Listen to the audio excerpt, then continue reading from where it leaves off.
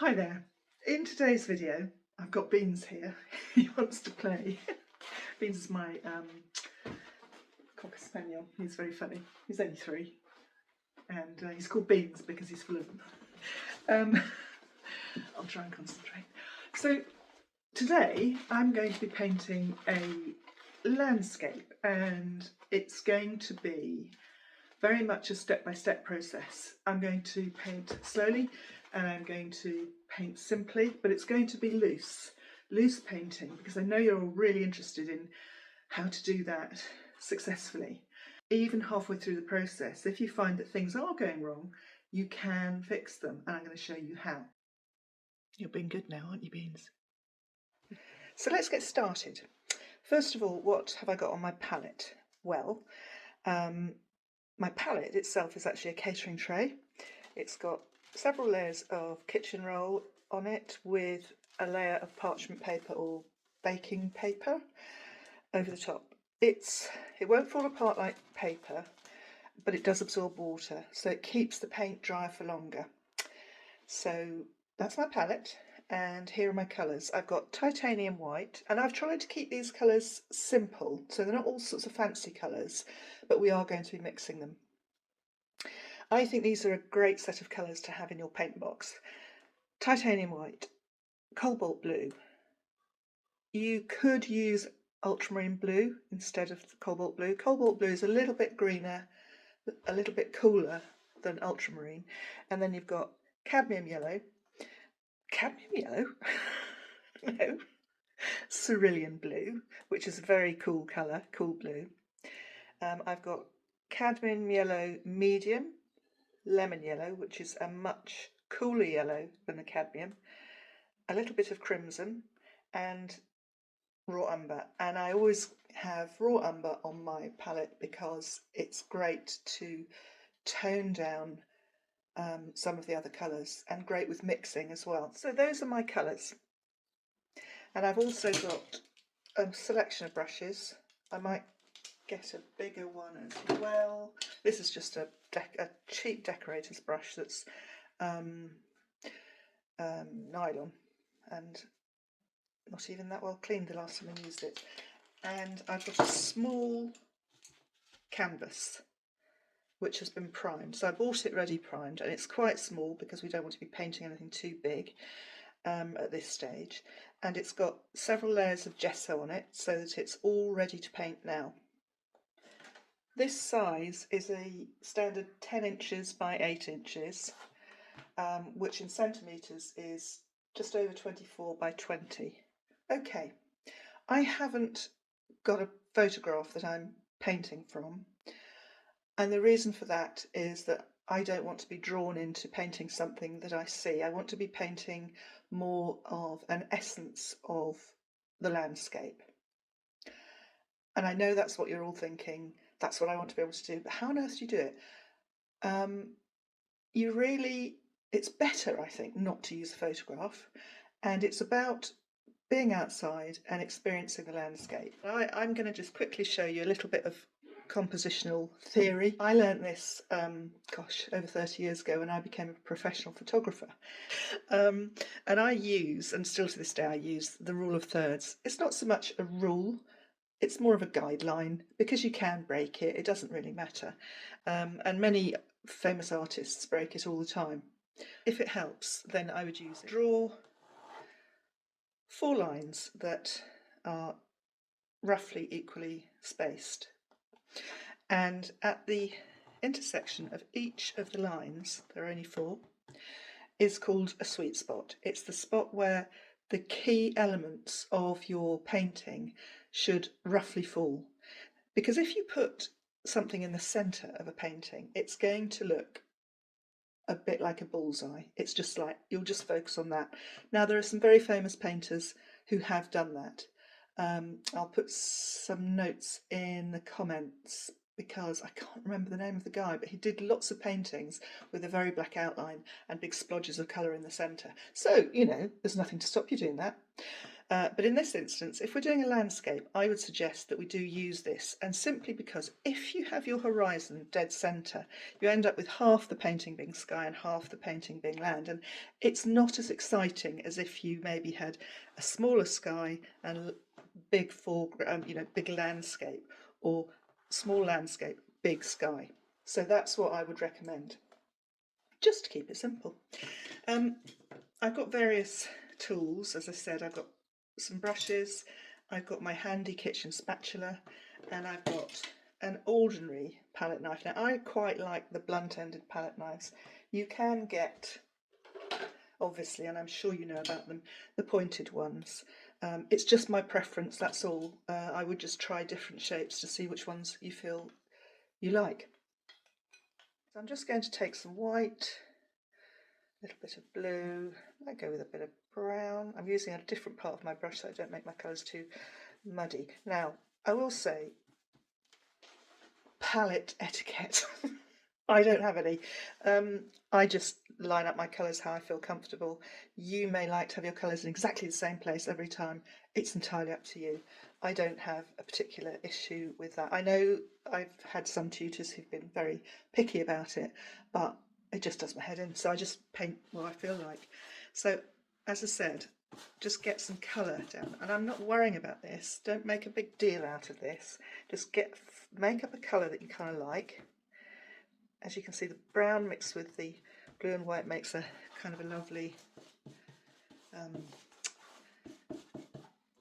grey colour, but I'm going to sort of introduce a bit more white, and I'm mixing that straight on the canvas. So I've opted for lots of sky, and I'm going right over the edges of the canvas. Now, you can see there are marks, brushes that are going the wrong way. I'm not terribly worried about that. I'm feeling a bit, we ought to have dark in here. So that's the start of, I've just covered up that bit of sky. So I've got something there, and we're going to work on that. I'm going to get quite a big brush, and I'm just going to play around now. So I'm going to get some more, chuck in a bit of cerulean. Now notice this is a completely new brush and it's quite dry.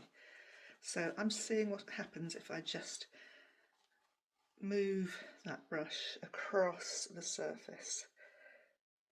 So this isn't a wet, I haven't damped this brush down, so it is quite dry. So let's see. And I'm holding it like this, I'm not holding it like a pencil. And I'm just adding colour.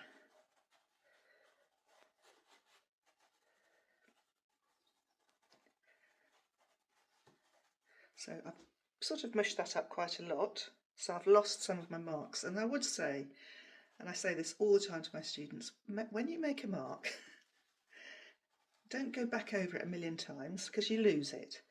And that's what I've done. So I'm just going to leave that like that. I'm going to add a little bit more dark in there because I quite like the dark coming through here. Let's get that darker. You see, this brown makes, once you add it to blue, it just makes this gorgeous grey colour, doesn't it? Isn't that lovely?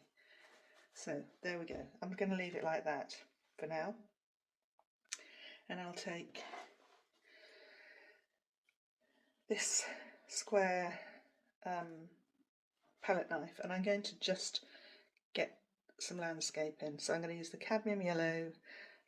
I'll show you what happens when you add a tiny bit of the cerulean blue to this.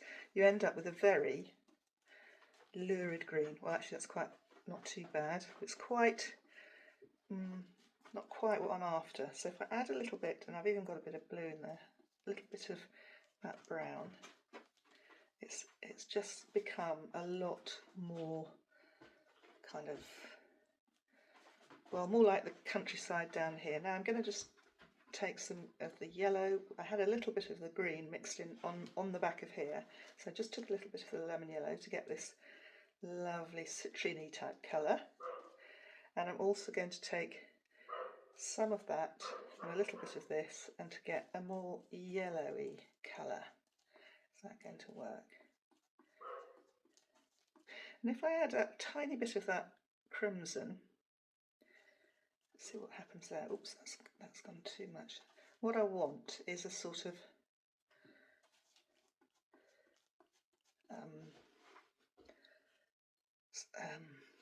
what sort of colour am I after? It's a sort of a dry grass kind of colour. That's got too much white in it. So if I go back and I have a little bit more brown, a little bit more yellow, let's see what we get. It's too much brown. So you see, it's mixing is just about playing around with colour to see how you can get the colour that you want. I'm going to stick with that for now, and that's how I'm putting it on. it's that mad, because if you think about it too much, it'll end up not being right. It won't work. So I'm going to get a brush here, and I'm going to make sure that colour goes to the edge of this canvas. Otherwise, you end up with white bits. Doesn't happen so much with wood, but with canvas you do. So I'm just making sure that edge is covered. Now I've got a line in there. And I'm holding this quite light across the surface, and that way you can get thicker layers of paint, okay? And I'm not going to wipe this off. I'm just going to add in some green, and then I'm going to have a little bit of this, again not wiping it off. And I'm going to go back with my brush, which I put in water, so I'm going to get all that water off. And what colour was it? It was this colour, wasn't it? I'm going to just make sure that is covered to the edge. There we go. So here's a start. Now in the distance I'm going to go with, I've got to remember that I've just now made my lovely blue. I've got green in it, but let's just pop that in, because I'm thinking of, in the distance, it's always more bluey, it's not usually red. Having said that, if you ever look at Brian Ruttenberg's work, he's an American artist whose work I love. He turns everything around, he turns it upside down, and his work's very loose, very abstract landscape. So I'm now putting in a sort of a horizon. In this case the horizon doesn't have to be straight because it's not the sea, but I do want to get something in. Now I'm going to take some raw umber, because I know that raw umber looks lovely with that colour, so I'm going to stick some in because it just looks good together. Okay, and then funny little bits on the back of your palette knife might look quite good, you just don't know. So already we've got something that's looking interesting. So now it's about just making some marks, not going crazy.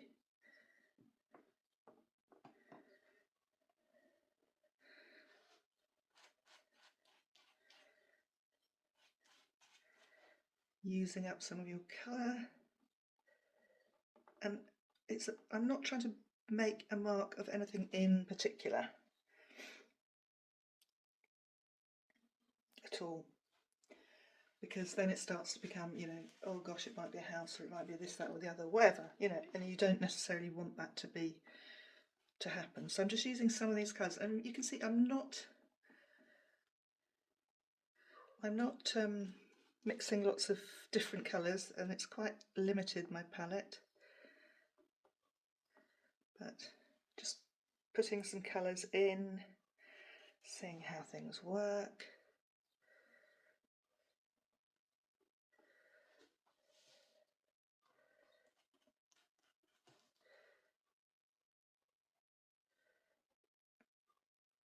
I like this line that I've got there. I didn't notice it, but I've got this line that appeared, so I almost painted over it. Stopped myself at the last moment. Quite glad I've got this little mark here. Whether or not that's right, I don't know. It's sort of in the middle, and you don't really want to have lots of marks in the middle, so let's do that. And I'm going to get some more of that just the tiniest bit. This, so now I see it, this grey that I put in looks a bit like water. I like that. I'm quite liking this cloud up here.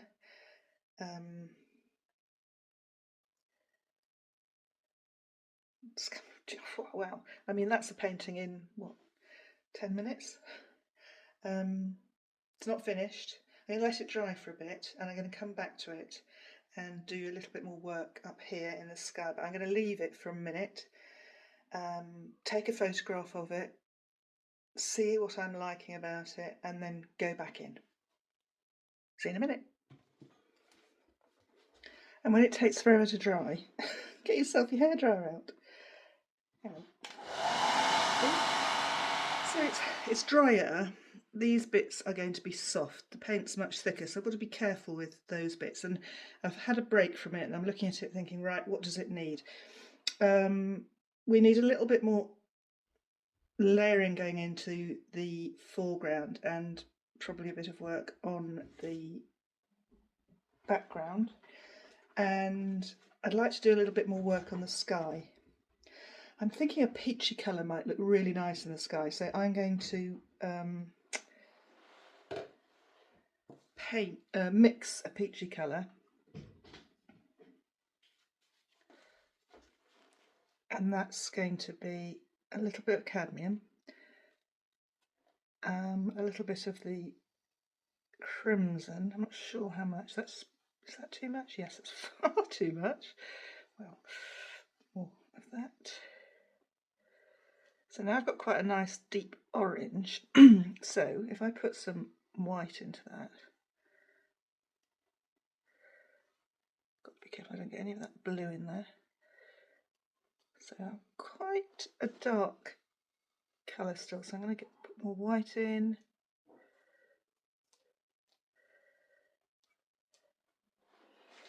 And with a dry brush, I'm just going to use some of that like that. And I'm going to, gosh, that's too much. It's too bright coloured. Oh no, much paler. I might take a tiny bit here and add a tiny bit of brown to that. See if that knocks it back a bit. Okay, I've got lots on my brush. Let's get rid of some of that. See what we've got here.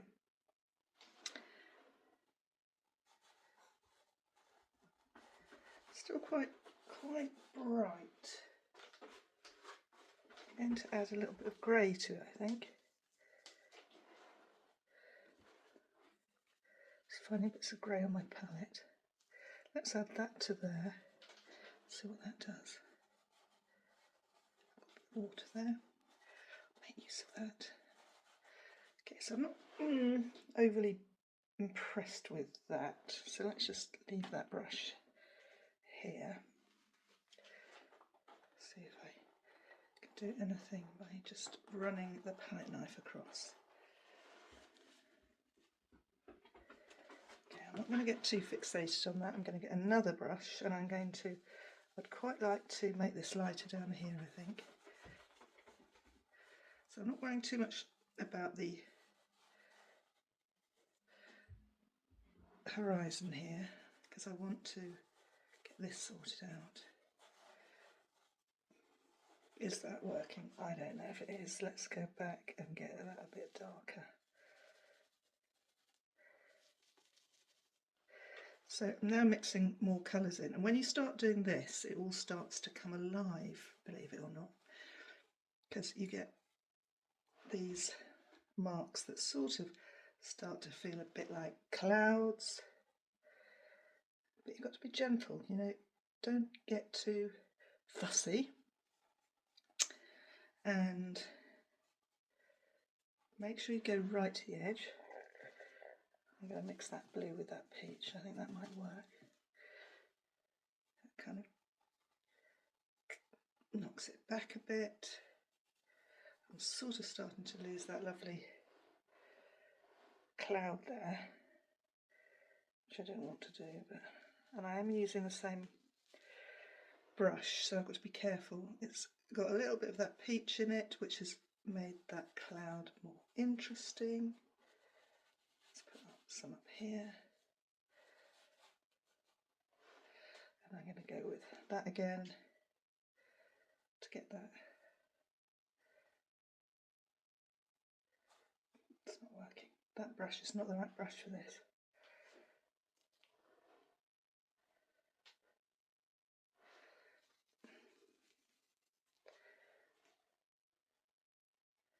So I'm just mixing in a little bit. Quite like this, what I did there, and I've just gone over it all, so that's smart.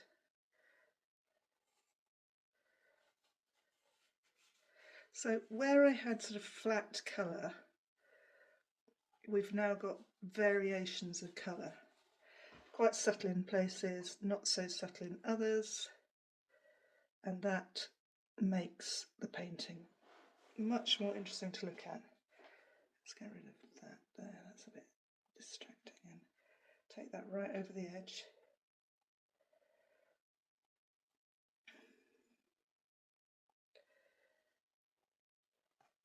Okay, so that's quite nice the way that's gone like that. That is just a bit too peach for me, I think. That's a bit too not peach. There we go. There we go. Got a little bit of the darker. So that's really brought the sky to life. I've got some funny marks there that I've got to try and get rid of now. And I've got to find I'm going to take a clean brush, take a little bit of colour that's sort of vaguely the right colour, and get rid of those. Got funny marks there. Take those off. Oh, that's because it was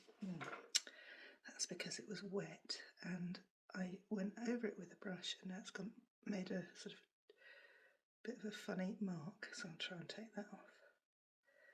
Okay. Right.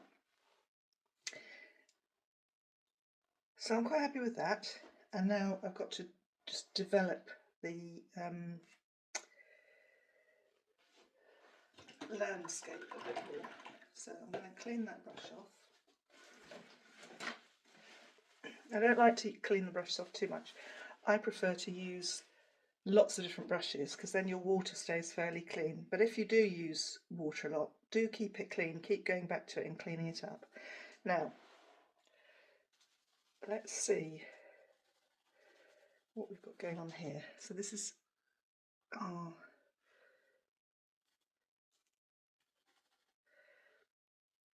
background, which I'm going to just give a bit more, let's make it a bit greener. So now you can see my palette is sort of all mixing up together, but I'm using all of these colours, and it does work.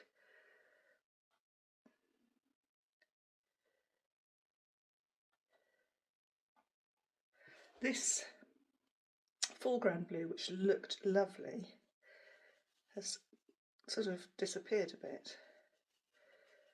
It's gone a bit sort of, oh, let me get the palette knife for that, that was much better. It's dried quite flat, so I'm going to add a little bit more. It had a little bit of green in, which I really liked, and now that's less green, so that's nice. And there. And I'm going to just put a little bit of white in. Whoops, too white. To reflect the sky. That's far too much. That's better. That isn't.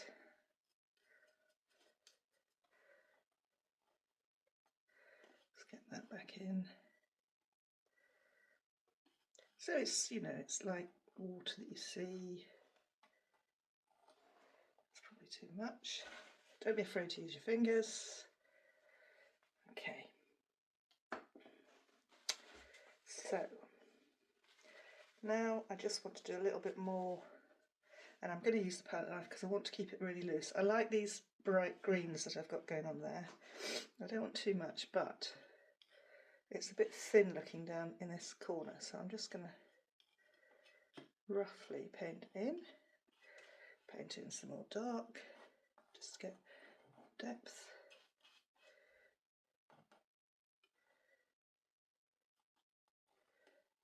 I quite like that really dark blue that I've got there, sort of dark grey blue really. I'm going to put a bit in here. So they're kind of marks that aren't really anything. I'm not thinking, oh, let's draw a tree, let's do a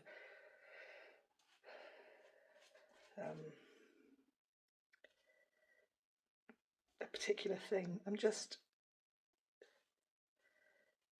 mixing up a few different greens as I go along, just to add variation, change the direction of the palette knife. I wanted that to be a bit more like that, but it's quite dark and I think I'd quite like it to be lighter, so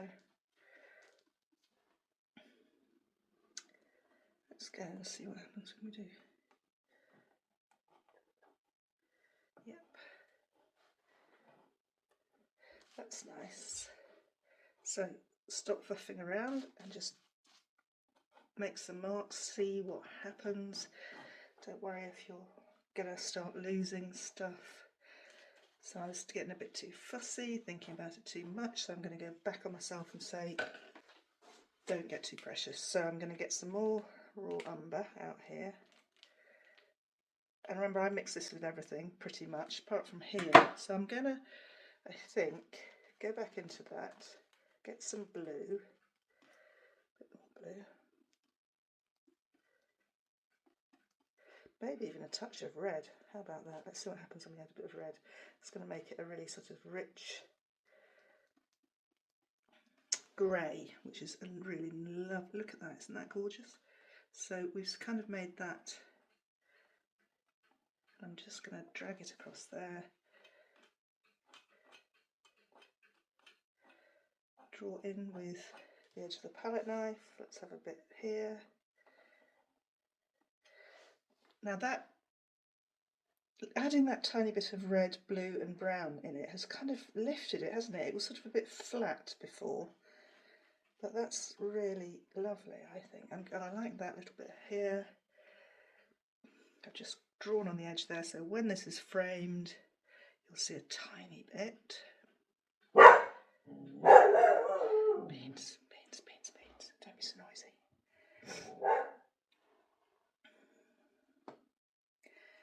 Yeah, I quite like that. I think, do you know, I'm going to leave this now because I don't really want to do any more to it because I think I'm going to spoil it.